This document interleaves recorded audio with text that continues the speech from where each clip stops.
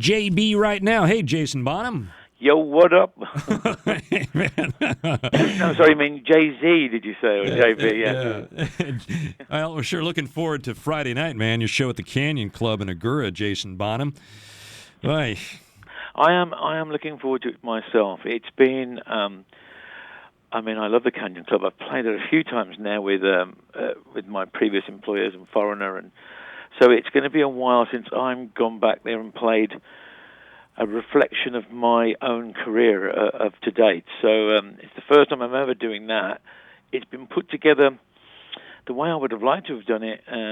Didn't work out, but the way it's going to end up on that day is actually a little bit more exciting because, well, to cut a long story short, we had some problems with Singer, and he wasn't very good. He wasn't very good. He wasn't very well, and I had to cancel some shows, and then instead of cancelling these shows, I got together with another singer I'd worked with Slash, called Frankie Perez, asked if he could sing, and he said, well, I'll do at least, 8 to 10, what I can learn in 5 days,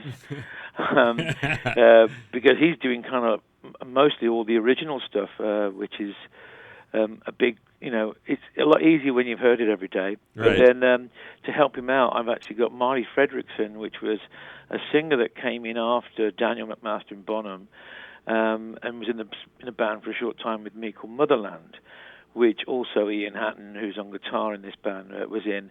Now, Marty went on to be a very, very, very successful songwriter-producer for the likes of people like Aerosmith. He wrote Jaded.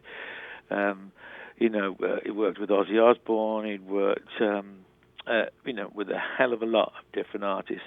But mainly his biggest thing was the Aerosmith album, Just Push Play. Right. And he's going to come back out of the retirement kind of on stage and come and do a couple of songs that we wrote with him on that period. Then I've got another singer from my Healing Sixes period, Doug Henthorne, who's going to come and sing a couple of songs. So, and my sister Zoe Bonham's going to come and get up and do a song. So in the end, it's going to be quite an enjoyable evening of reflecting through from days of Bonham days to Zeppelin to Foreigner to UFO to my Paul Rogers period and all the different bands. So.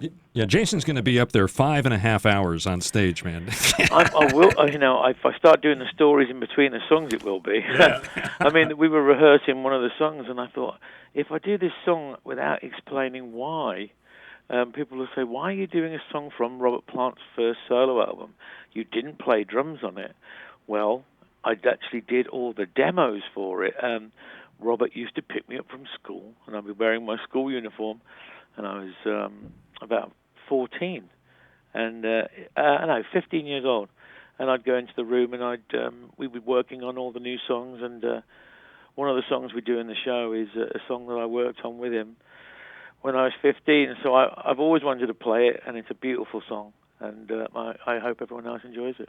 Hey, in this book I mentioned, Jason, there's it mentions a thing that happened when I guess you were 2 or 3 years old. Speaking of Robert Plant solo records, you were at Jimmy Page's house and you tossed Robert Plant record into the river. Is that true? I heard about that later on. Jimmy told me that story. It was Jimmy said I think it was the first time he met me.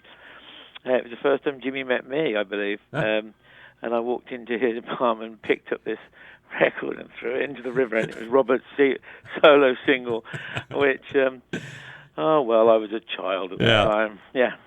Jimmy says he's not sure Robert ever forgave you for that. Yeah, it's probably my fault now, isn't it? It's completely my fault that we're not doing it. Right. No, but there's great stories of you, like, for example, at Nebworth, when your dad was going out to check the levels on the drums and stuff, and Jimmy Page is playing along to Trampled Underfoot, and he looks around, he's just kind of concentrating, he looks around, and it's you playing drums, not your dad.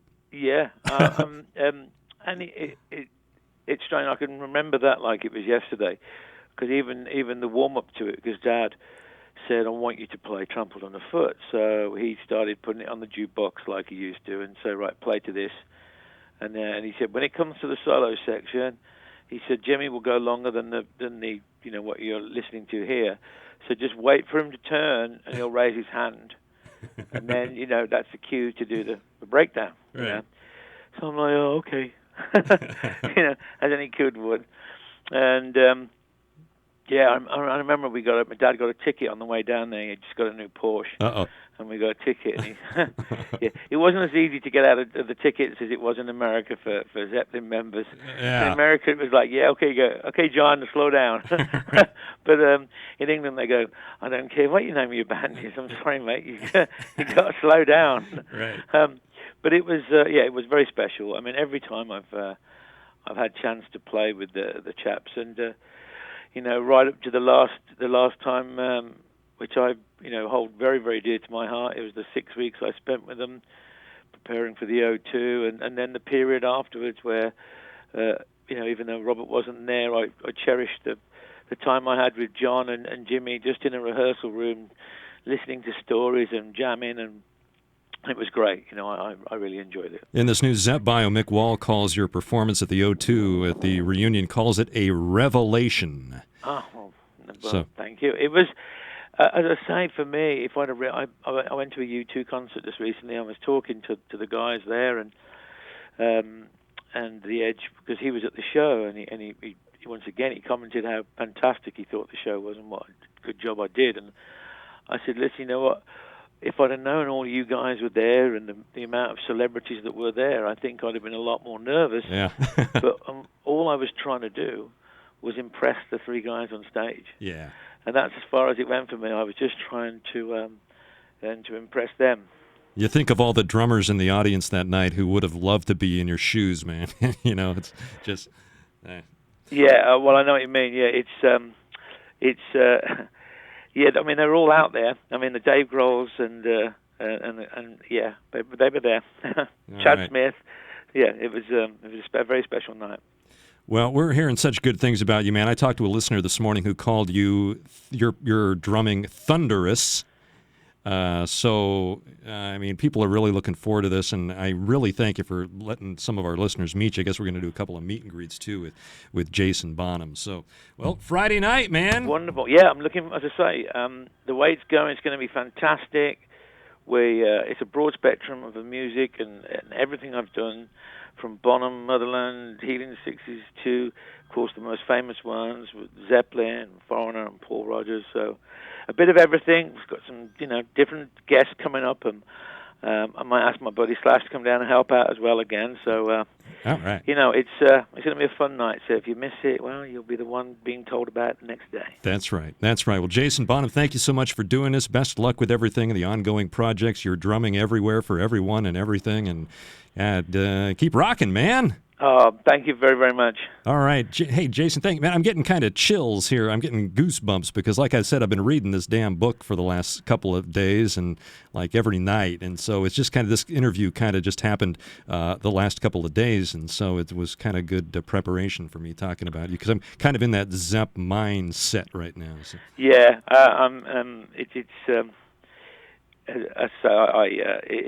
For me, I was devastated after the... when it all kind of collapsed and we weren't going to do it again, and it was a very tough thing for me to get to that point, and it was like being able to pull out Excalibur from the stone. Yeah. But then I had to go and push it back in. Yeah. Yeah. I guess. Do you get it? It was tough. And do you? So I guess the question everybody asked: do you think there will be a Led Zeppelin reunion beyond the thing a couple of years ago? Well, before that one, if somebody would have asked me, do you think the one, and I'd have said no.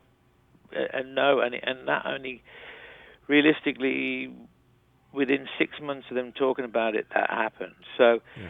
I will never say never. I mean, I can't imagine it at this present time. But as I said, if you'd have asked me 6 months before the other one, I'd have said no.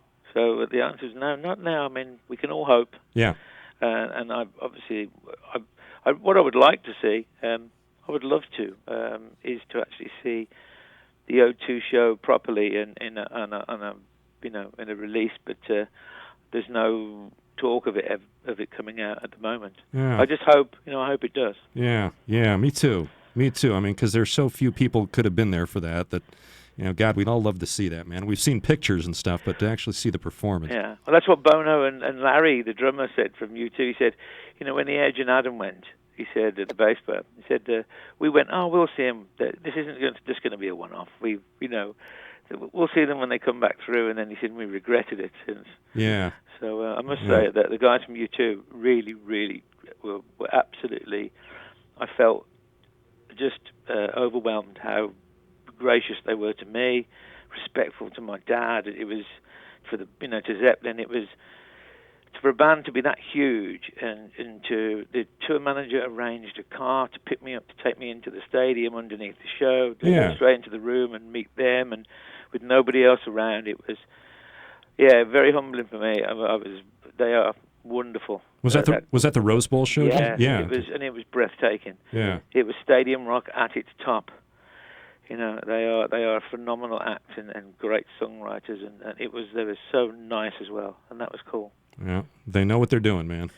Yeah, that's for but sure. Nice, but really nice people as well, which is rare in these days. When you're that big, you can it's very easily to turn into a dick. Yes.